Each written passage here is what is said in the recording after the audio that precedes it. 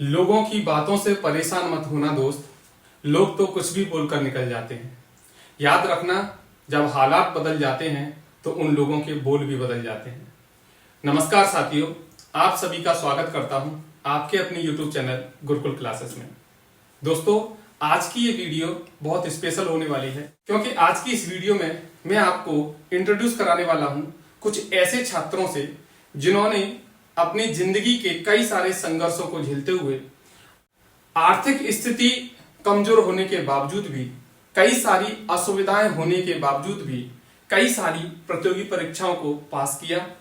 हाल ही में हुई UP police भर्ती में काफी अच्छे नंबरों से उन्होंने सफलता हासिल की। दोस्तों, आजकल के युवाओं के पास कई सारी सुविधाएं होती हैं। इतनी सारी सुविधाएं होने के बावजूद भी बहुत से विद्यार्थी ऐसे हैं जो एग्जाम क्वालिफाई नहीं कर पाते हैं।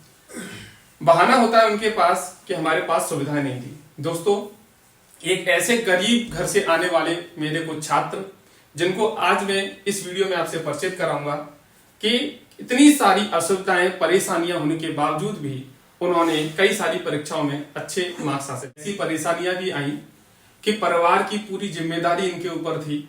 उस जिम्मेदारी को झेलते हुए इन्होंने अपने पढ़ाई को मैनेज किया।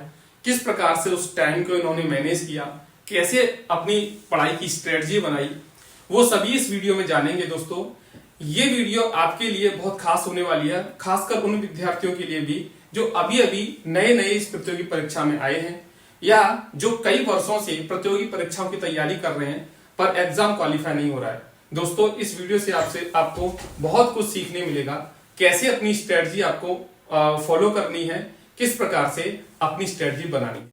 तो दोस्तों, अब मैं बुलाना चाहूंगा विकास परमार और अर्जुन चौहान को। दोस्तों, ये विकास परमार हैं और इनका नाम है अर्जुन चौहान।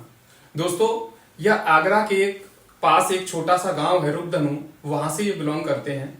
तो मैं आपको इस प्रतियोगी परीक्षा की तैयारी करते करते कितना समय हो चुका है? सर लगभग 4 साल हो गए। हाँ, आपको 4 साल और दोनों हम एक ही क्लास में और सेम ईयर में पास हुए थे। हाँ, अच्छा, मेरे लगभग 4 साल हो गए। 4 साल से आप इसकी तैयारी कर रहे हैं। ठीक है, तो अब तक आपने कितनी परीक्षाएं दी होंगी? लगभग जी सर, लगभग 29 से 30 परीक्षाएं अब तक दी। 29 से 30 परीक्षाएं। हाँ, इतनी मेरी होंगी सर। 29 से 30 परीक्षाएं, तो मतलब कंटिन्यू आप फॉर्म भरते रहे हैं। हाँ। अच्छा, हाँ। और कितनी इनमें से आपने क्वालिफाई की होंगी? सर 5 से 6 से 7 जैसी परीक्षाएं क्वालिफाई की, जैसे कि CISF fireman, CRPF head constable और आर्मी GD। लगभग हम दोनों का तो सेम ही रहा है। जितनी बार हमारे क्वालिफाई हुए वो साथ में 2 टाइम SSC GD और अभी भी अभी हाल ही में यूपी पुलिस का जो रिजल्ट आया है उसमें भी आपका काफी अच्छा स्कोर रहा है। जी सर। दोनों का आपका अभी स्कोर कार्ड तो नहीं आए हैं, बट स्कोर कार्ड आ जाएंगे तो मैं आपको स्कोर कार्ड भी दिखा दूंगा। इनका काफी अच्छे स्कोर इनके यूपी पुलिस में भी हैं। SSC GD का आपका अभी फाइनल मेरिट लिस्ट में नंबर आने वाला है। तो दोस्तों, एक प्रश्न और मेरी तरफ से ये है कि क्या परेशानियां आपको आई इस तैयारी के दौरान और कैसे आपने अपनी तैयारी शुरू की? सर बहुत सारी परेशानियां आई हैं। जैसे आपने शुरू किया था, एक पेड़ के नीचे बैठ के पढ़े थे हम, और बिल्कुल जीरो लेवल से बिल्कुल कुछ नहीं जानते थे। बोर्ड का भी सर, बोर्ड भी नहीं था, ब्लैक बोर्ड भी नहीं था सर कोई। कॉपी पे बेसिक टू हाई जो भी सीखा है, मैथ में, रीजनिंग में, वो आप ही से सीखा है। हाँ, उस समय हमारे पास रेंट के लिए रूम नहीं हुआ करते थे, तो मैंने एक गुरुकुल एकेडमी ऐसे ही नाम रखा था, पेड़ के नीचे मैंने पढ़ाता था। तो ये बात 4 साल पहले की है। बीच में मुझे कुछ कोरोना वायरस की वजह से वो कोचिंग बंद करनी पड़ी, तो आपका बेसिक वहां से स्ट्रांग हुआ। तो बेसिक क्या मायने रखता है आपके लिए? आपको लगता है कि नए विद्यार्थियों को लाइब्रेरी ज्वाइन करनी चाहिए या ऑनलाइन कोर्स खरीदने चाहिए, या आपको लगता है कि पहले बेसिक क्लियर करना चाहिए? नहीं सर, पहले बेसिक पे ध्यान देना चाहिए सर, मुझे तो ये लगता है मेरे हिसाब से तो। और जिसका बेसिक ही जिसका क्लियर नहीं होगा वो आगे जाके क्या करेगा? ऑफलाइन जो भी कोचिंग है, पहले कोर्स को कंप्लीट कराया जाए उनका, और वो अपना कोर्स कंप्लीट कर लें, उसके बाद लाइब्रेरी वगैरह ज्वाइन करके अपनी प्रैक्टिस करते रहें। अब ऐसा नहीं है कि तुम बिना तैयारी के, बिना बेसिक क्लियर किए और या बिना किसी बेस के तुम और डायरेक्ट तुम मॉक लगा रहे हो या तैयारी कर रहे हो, तो उसमें कुछ नहीं हो पाएगा। तो आपने अब तक कभी ऑनलाइन कोर्स किसी का परचेज किया? नहीं सर, नहीं। हम सर आप ही से पढ़े, प्रश्न मेरे मन में ये है कि मैंने आज से 1 साल पहले लगभग पढ़ाना बंद कर दिया था, जी सर। तो उसके बाद फिर आपकी क्या सेल्फ रणनीति? स्टडी करते रहे, ऑनलाइन मॉक लगाए। आपने बोला था ऑनलाइन मॉक लगाओ, तो एक एक दिन में हम 2-2 3-3 मॉक लगाए हमने, जिससे हमारी टाइमिंग जो थी जो पेपर की वो अच्छी हुई है। जैसे कि टाइम मैनेजमेंट नहीं हो पाता है बच्चों का, तो ज्यादा से ज्यादा मॉक लगाएं जिससे टाइम मैनेजमेंट हो जाए। जैसे बीच में आपके दोनों के घरों में ऐसी परिस्थितियां भी आई जिसकी वजह से पढ़ाई आपको रोकनी पड़ी, बंद करनी पड़ी, तो वो जिम्मेदारियां क्या थी? मतलब क्या स्ट्रगल के दिन रहे थे आपके? मतलब ऐसी क्या परिस्थिति आपके घर में आ गई थी दोनों के में? सर परिस्थितियाँ क्या सर, मतलब पापा जो है एक्सपायर हो गए थे बीच में ही। आपके भी? हाँ, दोनों की सर परिस्थितियाँ, और फिर घर का भी पूरी मतलब जिम्मेदारी घर की भी हम पर ही मतलब कमाने वाले भी आप ही हाँ, अकेले थे? तो सर थोड़ा काम भी करना पड़ता था और पढ़ाई भी करनी पड़ती थी। जैसे काम क्या करना पड़ता था? काम सर ऐसे ही जाते थे, थोड़ा मजदूरी के लिए मजदूरी करते थे। मजदूरी करनी हाँ, पड़ती मजदूरी थी? भी की थी सर। अच्छा, तो मजदूरी जैसे किस प्रकार की, कुछ आप थोड़ा विस्तार से बताने की कोशिश करेंगे?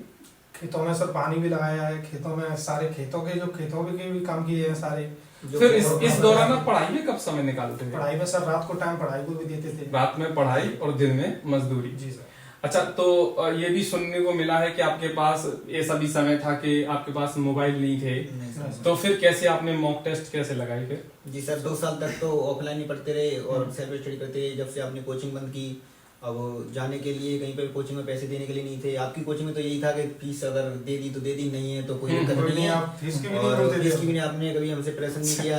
4 विषय की दोस्तों 400 रुपए मेरे यहाँ फीस हुआ करती थी, और वो भी नहीं हम। और 4 विषय की 400, आप अंदाजा लगा सकते हो इतनी कम फीस मेरे यहाँ हुआ करती थी। और इस फीस में मैं इन बच्चों को पढ़ाता था। बहुत से बच्चे ऐसे भी हुआ करते थे जिनके पास फीस ही नहीं होती थी देने को, तो वो भी पढ़ते थे। तो 400 रुपए यानी एक विषय की 100 रुपए फीस, ठीक है। और ये जो स्ट्रगल भरी कहानी इनकी है, ऐसी परिस्थितियां दोस्तों आज के समय में अगर देखा जाए तो ऐसे विद्यार्थी जिनके पास बाइक है, मोबाइल है, ऑनलाइन रिचार्ज है, लाइब्रेरी में 500 रुपए हर महीने देने के लिए फीस भी है, घर वालों की तरफ से सारे शौक, आराम, ऐशो आराम के सब कुछ खर्चे मिलते हैं, इसके बावजूद भी विद्यार्थी एग्जाम को क्रैक नहीं कर पाते हैं दोस्तों। ये 2 छात्र आपके सामने जीते जागते उदाहरण हैं कि ऐसी परिस्थितियां घर में अगर पिता का साया सर से उठ जाए, वो छात्र, वो विद्यार्थी ही समझ सकता है कि क्या उस पर बीतती होगी, क्या परेशानियां, क्या जिम्मेदारियां उसके सर पे आती होंगी। ऐसी परिस्थितियों के बावजूद भी इन विद्यार्थियों ने हार नहीं मानी, और इनके घर की स्थिति आप देखेंगे तो अभी भी आर्थिक स्थिति इतनी कमजोर है कि इन्हें बाहर मजदूरी करनी पड़ती है। डेली जो कुछ भी वो कमाते हैं उससे इनकी गृहस्थी चलती है दोस्तों। तो बहुत ज्यादा अच्छी स्थिति अभी नहीं है, लेकिन उसके बावजूद भी 4-4, 5-5 एग्जाम ये निकाल रहे हैं, ये बहुत बड़ी बात है। तो ये जो कहावतें हैं, जितनी भी शेर और शायरियां हैं, वो बोली जाती हैं आपको मोटिवेट करने के लिए, उनको रियलिटी में इन्होंने सही साबित किया है। देखा जाए दोस्तों तो ऐसा बहुत कम देखने को मिलता है। इतनी खराब स्थिति होने के बावजूद भी किसी भी एग्जाम को क्वालिफाई करना, आज के इस कंपटीशन के दौर में जितना हाई लेवल का कंपटीशन है, बिना सुविधा के ये पॉसिबल नहीं है दोस्तों। तो और कुछ आप नए छात्रों को बताना चाहेंगे कि किस प्रकार उन्हें अपनी तैयारी करनी चाहिए? सर हमारी तरफ से तो बस यही है कि पहले वो अपना बेस क्लियर करें। अच्छा, हाँ। और जैसे 1 मिनट में इसमें कुछ जोड़ना चाहूंगा। क्या एक प्रश्न बहुत छात्रों के मन में होता है कि जो YouTube पर बड़े बड़े चैनल हैं, जो 2 मिनट में ट्रिक के माध्यम से सवालों को सॉल्व कर देते हैं, क्या इस तरीके से पढ़ने से एग्जाम क्वालिफाई हो सकते हैं? पेपर में जो इतना प्रेशर होता है कि ट्रिक बहुत सारी, एक ही चैप्टर में बहुत सारी ट्रिक होती हैं, कब तक याद रखोगे? और मैथ के तो 40 चैप्टर हैं और उससे ऊपर ज्यादा ही चैप्टर हैं, तो उनकी ट्रिकों को कौन याद रखेगा? तो जब मैं तो यही सजेस्ट करूंगा सभी को कि ज्यादातर जो लोग हैं वो बेसिक से करें और अपने तरीके से ज्यादातर अपना क्वेश्चन को सॉल्व अपना तरीके से करें, और ज्यादातर ट्रिकों को यूज ना करें। पेपर में तो बस बेसिक ही ध्यान आता है, वहां पे जाके तो सारी ट्रिक भूल जाते हैं जब पेपर फंसता है, वो क्वेश्चन फंसता है। तो आपके लिए सबसे जो हार्ड सब्जेक्ट था वो कौन सा था, मैं आपसे पूछना चाहूंगा। सर मेरे लिए रीजनिंग थोड़ा सा हार्ड था, मैथ तो मेरा थोड़ा सा स्ट्रॉन्ग था, लेकिन जब आपसे रीजनिंग पढ़ी उसके बाद तो फिर सब आपके लिए सबसे हार्ड सब्जेक्ट? मेरे लिए तो मैथ ही था सर। मैंने तो मैथ में कुछ भी नहीं जानता था, जब से आपसे ही मैंने तो शुरुआत की थी। मैं तो सर 12th में एक बार फेल भी हुआ था। फेल होने के बाद में मैंने 1 साल गांव में ही गुजार दी थी, फालतू ढूंढ रहा था। फिर आपके उसके बाद में आपकी सुनी, आपने कोचिंग खोली है पेड़ के नीचे, फिर वहीं पे जाके बैठने लगा, वहाँ पर थोड़ा पढ़ने लगा, वहाँ पे आपने पढ़ाना स्टार्ट किया।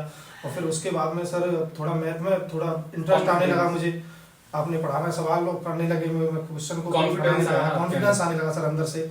फिर तो सर मैथ, मुझे तो मैथ में इंटरेस्ट ज्यादा रहा। अच्छा, तो शुरू में मैथ कमजोर था, हाँ, लेकिन धीरे धीरे आपका इंटरेस्ट उसमें। अच्छा, बहुत से छात्रों का एक सब्जेक्ट जो है जीएस काफी कमजोर रहता है, और ये ऐसा विषय है कि इसको कवर कर पाना बहुत नामुमकिन और मुश्किल सा होता है। आपके लिए जीएस की स्ट्रेटजी क्या रहती है? आप कैसे अपनी जीएस को तैयार करते हैं? सर नोट्स के जरिए, जैसे पुराने नोट्स हैं या बुक्स वगैरह हैं, उनसे तैयारी की, मतलब बार बार क्वेश्चन को रिवाइज करते हैं। ऐसा नहीं क्योंकि भूल जाते हैं, ये नहीं अब न्यू करंट अफेयर है उसके लिए तो अलग है, लेकिन जो पुराना सिलेबस है उसको बार बार रिवाइज करते रहें। जी अच्छा, जैसे हिस्ट्री, ज्योग्राफी और बार बार रिवाइज करते रहें। रिवाइज ही एक ऑप्शन है जीएस का। जितना ज्यादा आप जीएस को रिवाइज करते रहेंगे, अगर बीच में आप गैप कर देंगे, वो सब दिमाग से आपके निकल जाएगा।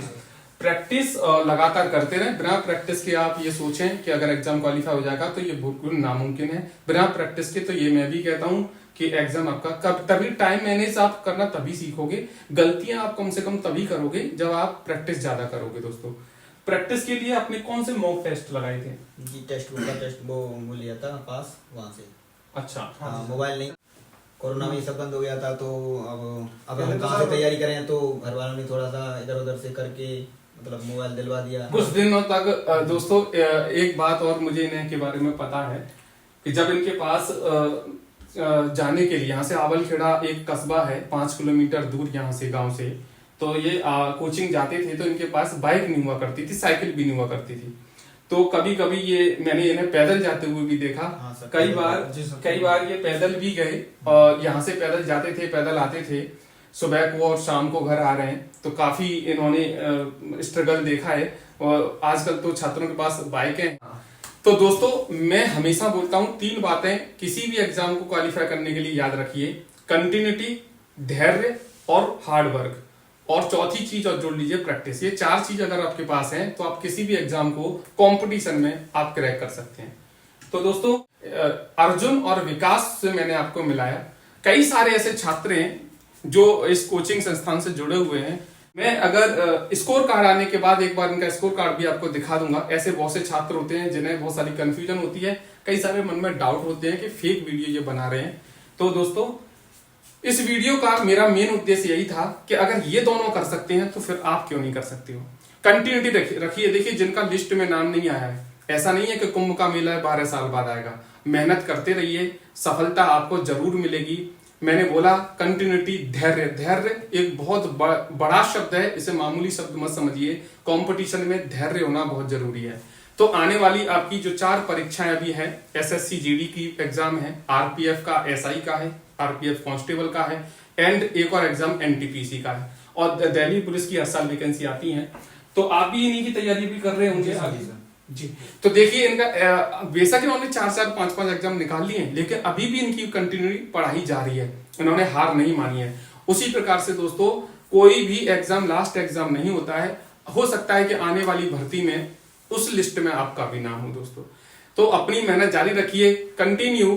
अगर आपके पास सुविधा है तो बहुत अच्छी बात है, और नहीं है तो क्या हुआ, मेहनत जो है वो टैलेंट को बीट कर सकती है। तो दोस्तों, इस वीडियो को ज्यादा से ज्यादा उन दोस्तों में शेयर कीजिए, ज्यादा से ज्यादा अपने सभी मित्रों में शेयर कीजिए, अपने रिलेशन में शेयर कीजिए, ताकि ये जो जानकारी है, ऐसी प्रेरणा स्रोत जो जानकारी है, बाकी अन्य छात्रों में पहुंचे और वो मोटिवेट हो। दोस्तों, तो इस वीडियो को यही विराम देते हैं, मिलते हैं एक और धमाकेदार जानकारी के साथ। तब तक के लिए दोस्तों, धन्यवाद।